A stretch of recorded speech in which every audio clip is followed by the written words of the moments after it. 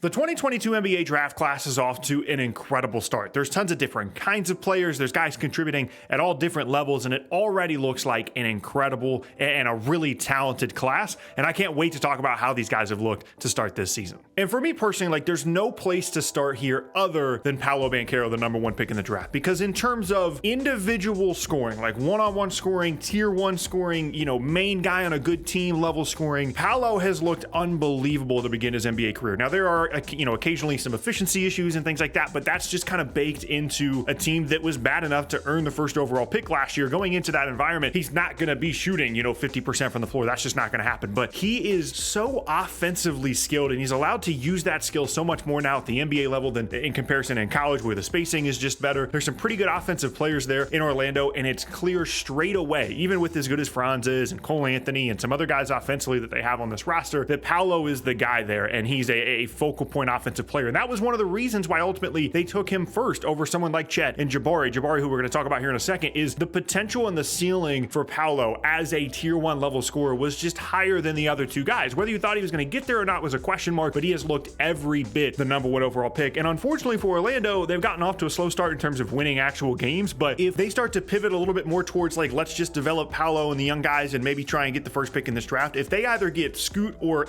more incredibly, Victor Wembanyama, this nucleus that they have in Orlando is going to be unbelievable for years and years and years. I've been trying to think about, when watching Paolo play, like, what the comparison is for him in terms of players we've seen. It's kind of like Blake, but more skilled when he comes into the league. There's some Melo there, but Paolo's really like a full-time 4. Melo was much more of a wing, and Paolo really takes advantage of mismatches and uses his size depending on who's guarding him. So he's really more of a 4 in that aspect. There's a little bit of Tatum stuff there, but not quite on the same level, obviously, in terms of skill set yet compared to what Tatum is right now. He's a really, really unique player, and someone that I can't wait to continue to see grow and develop alongside a nucleus in Orlando that, even if they don't win a ton of games this year, I think is unbelievably talented, and he's a super cool and a super fun first overall pick in this draft. Now, I'm going to skip Chet for obvious reasons, but Jabari Smith is a really interesting guy at the top of this class because he struggled shooting wise in summer league, and a lot of people jumped off the bandwagon immediately because Jabari Smith was supposed to be the first pick in the draft. Then he ends up going 3rd, and people have kind of already gotten off of this guy. I'm still incredibly encouraged by what I've seen from him. They're starting to run him at the 5 a little bit more in certain lineups. And even though there's a little bit of weirdness there,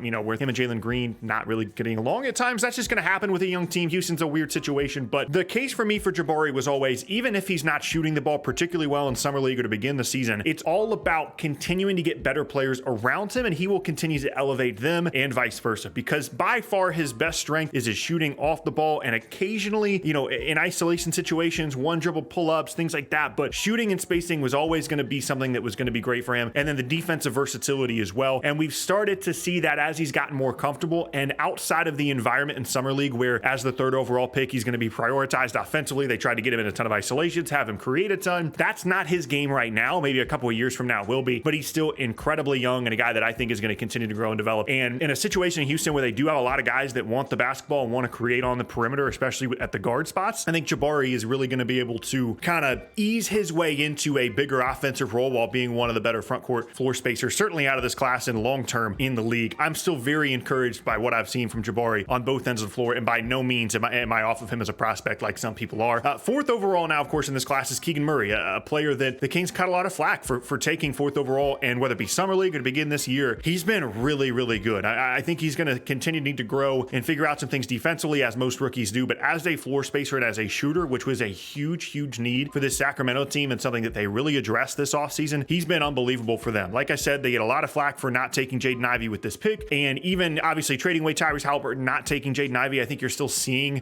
kind of some of the results of that, of having De'Aaron Fox really be the only perimeter creator they have, and some of the issues that can pose, especially late in games. And I think maybe long term that's still a negative for them. But Murray individually is a really good fit on this roster as a wing that can shoot and is going to continue to grow defensively, and someone that in terms of immediate impact has been really, really good, whether it be in summer league or to begin this season. But the guy that I really want to talk about here for a little bit more of extended period of time is Jaden Ivey, 5th overall to Detroit. Detroit has been struggling a little bit to figure out, how everybody fits together. Cade hasn't been super efficient, but there's something about the way that Jaden Ivey moves on the floor that makes me very encouraged in terms of what he could be long term, because the potential for this kid is out of control. I'm hoping him and Cade over the years can figure out a way to play together together in the correct ways and play off of each other correctly, they both can space the floor, hopefully, because like, I don't want to be too hyperbolic here, but like there's some Ja Morant type stuff with Jaden Ivey, specifically in terms of his movement and his athleticism and getting to the rim and how fluid he is as a guy that's taller as a guard and longer as a guard. He's unbelievable. And I'm really excited to see what he continues to do in Detroit. And it helps that he doesn't need to be the guy that creates everything. Like Cade takes a lot of that burden away from him. They're going to continue to add good players on this roster. And like I said, I don't want to say that he's the next Ja, because Ja is,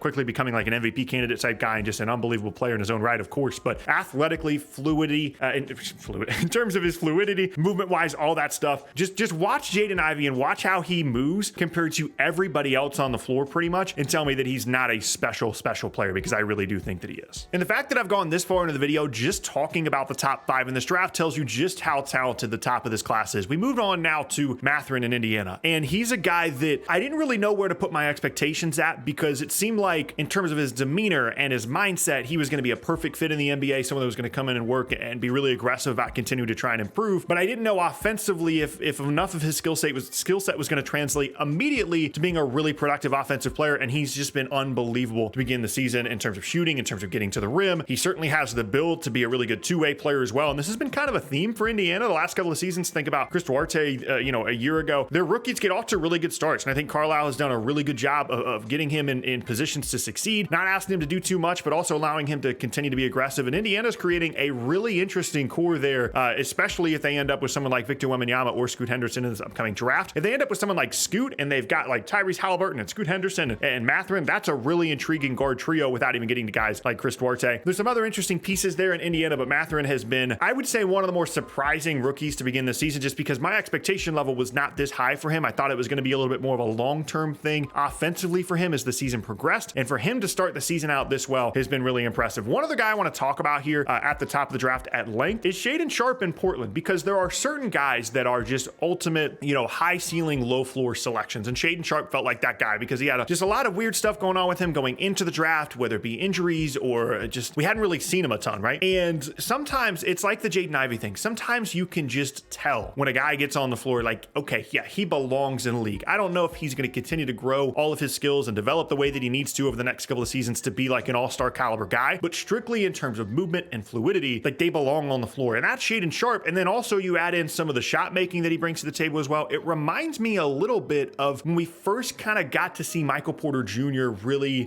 do some things offensively, and you see the shot making and you see the way that he moves on the floor and the size and the athleticism, and you're thinking, okay, I don't know if he's going to put it all together. I don't know, because there's all these question marks with injuries and things like that, if it's ever going to happen for him. But right now he looks like a legit future all-star level guy. And I think Shaedon Sharpe, maybe, a little bit less than someone like Michael Porter Jr. initially, looks like that kind of a guy. And if he can continue to fit in there in Portland, he's going to be a really, really good fit with that roster long term in terms of like a bridge the gap type guy, or even just an asset moving forward. But again, another impressive rookie to begin this season for this class. And if you've watched any of my other, like looking back at these draft type videos, you know that the thing that can really differentiate a class is depth. Like most classes have a handful of top 10 picks that are like decent to really good, and this class is certainly on pace for that already. But the depth throughout the rest of the class and getting other contributors, whether it be role players or starters or high-level starters or potentially all-stars, all-NBA type guys, really differentiates a class. We're already seeing guys that are contributing at a pretty high level there in a couple of different spots, right? So like I think Sochan has been really intriguing in San Antonio, and his versatility, and obviously he's not really going to space the floor much, but he's just out there doing stuff. Like he's running around, he's contributing in different ways. He's an incredibly versatile guy and a super fun piece for Greg Popovich to continue to try and move around there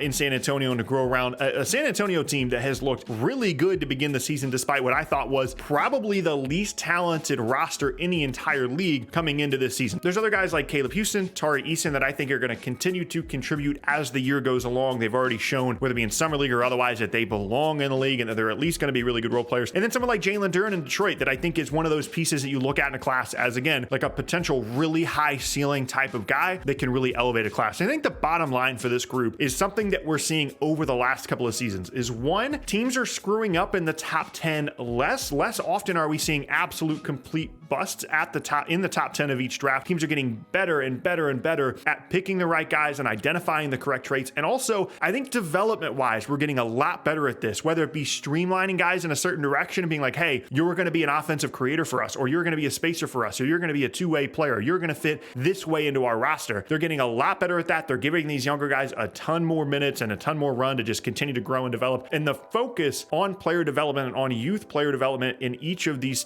franchises, you can really feel that focus increasing year after year. And I just think we're getting better at this. And that's awesome for a couple of reasons. One, it's better basketball. And two, it continues to add to the talent pool of the league that is kind of already at like an all-time high in terms of individual talent, certainly in terms of younger players. And year after year, think about the class last year with the top 5. We're getting like 5 or 6 guys in every single class now at this point with all-star potential. And that is just an unbelievable thing for the league. And I think we're already seeing the early returns of what this class could look like 10 years from now in this 2022 NBA draft. I can't wait to see the rest of the season and see some other guys potentially stand out on the rosters as well. Let me know down in the comment section below some rookies that I should be looking out for, that you're paying attention to, that maybe I didn't mention in the video. And thank you guys for watching the video. I'll see you next time.